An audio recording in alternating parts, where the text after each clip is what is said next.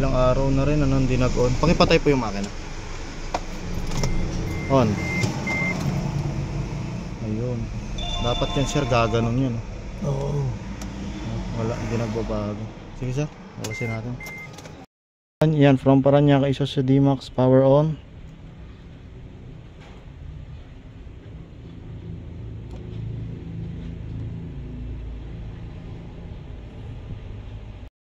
D-Max blackout repair, power on.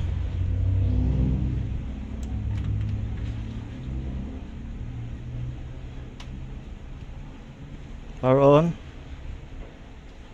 Yon. Okay na po, nag-function na. One more, power on. Yon, okay na po. Kabit na lang natin sa unit ni sir. Po, blackout, power on. Yun, mana na po, full tank si sir. Full tank. Hindi ko na. Basta Full tank. nilalagyan Taka natatakot si sir, natatakot. Kasi nga hindi gumagana. Hindi gumagana. Ay, si sir pala, taga Malolos kay sir, no? Saan kayo sa Malolos? Sa Lugam. Lugam.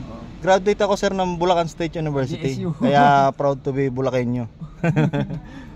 Yung anak ko, BSU rin. Na pipinot na yung Automotive A, technician, trip B yan. automotive technology yung portion niya dati. Ngayon 4 years na pala yun. Oh, 4 years na po.